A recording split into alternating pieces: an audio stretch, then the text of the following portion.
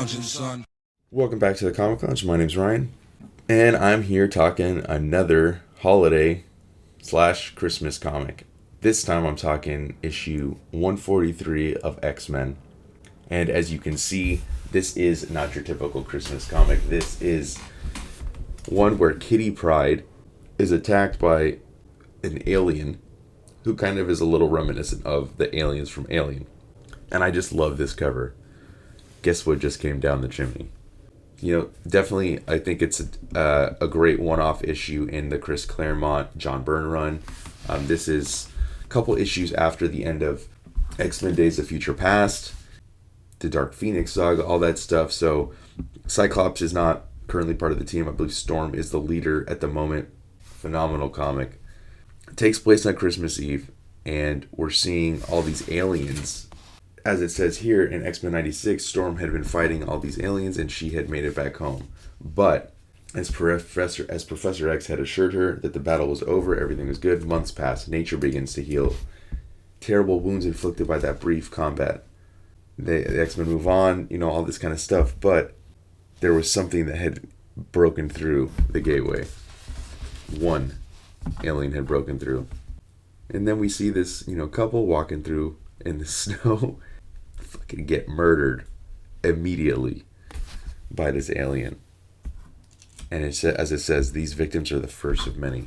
Then we come in and we see Kitty Pryde, who's a new member of the X-Men at this point, and she's being trained by Professor X, and she has to make sure she's studying not just regular school stuff, but also honing her powers and wanting her to learn about all the equipment and stuff.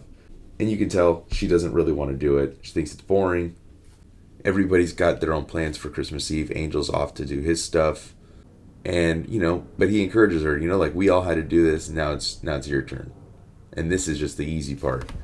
Wolverine comes in with his new wife, and Nightcrawler pops in with mistletoe, and Wolverine just gets pissed. I don't remember them fighting this much because I've always known them to be best friends. So Colossus has to come in and stop him. Professor X calms him down with his psychic abilities. And here, we get Kitty with, her infatuation with Colossus, which I don't know how old he is, but I know at that time she's 13. So to me, the dialogue of her calling him sexy is a little weird. But whatever. Then I love this moment where he's blushing because of it. And Aurora comes back. Everybody's going to go out for a night on the town. And she stays home. And she, tries to call her parents. She can't get a hold of them. Then, she gets a phone call. And it's Cyclops. Just kind of checking in. And to give everybody, tell everyone a Merry Christmas. And he's off on his own. Kind of, getting his head together. He lost the love of his life. With Jean Grey dying. So now we get, Kitty, she's going to do some practice in the danger room, within her dialogue too. It's great. It's a lot of great, character moments in terms of getting inside her head and what her thoughts are and how she shouldn't have to do some of this. And she doesn't understand why everybody works out. I don't need to do this. But then she realizes, okay, maybe I shouldn't joke so much about it. And there's this alarm that goes off and she sees Aurora's flowers are all destroyed, and then she steps in the slime. And here comes the alien. So throughout this Christmas Eve, she's literally just trying to stay alive, stay away from this alien, and using her powers, running through the house, phasing through stuff.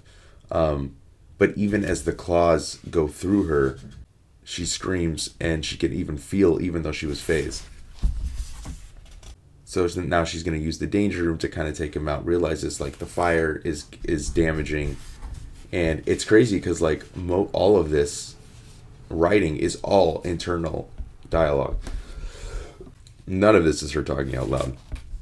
And throughout this she learns okay, maybe practicing is, training is useful, and the fact that she did read the manual on how to run the Blackbird jet is going to help her in the long run because.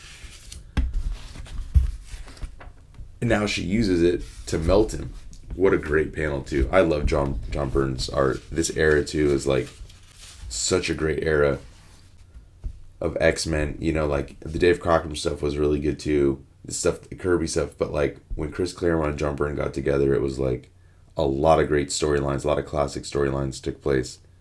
And kind of cool to see her, like, handle this stuff on her own at only 13 years old. And then everybody comes back and, she survived. And Professor X can feel like this, weird energy about it. And then she's so thankful that everybody's back. She's like, you wouldn't believe what happened. And her mom and dad end up coming, get a nice little moment with them. And as she says it, she did a lot of damage to the house, into the danger room, and she's kind of nervous. She's like, are you angry at me? To Aurora, and she's like, I feel like I should just be proud. So, interesting issue to do for a Christmas issue, but a lot of fun. Just wanted to quickly go through this one, kind of flip through it, check it out. Definitely want to be talking some more of this run. I'm surprised this is the first time I've even talked about it on the channel, but definitely a good one-off issue in this run. Highly recommend checking out the other issues. This is just the start. Definitely going to be checking out more. And make sure you check out the rest of the Christmas issues. Make sure you like, follow, subscribe, hit the bell icon so you're notified every time a new vid drops. On that note, I'm out.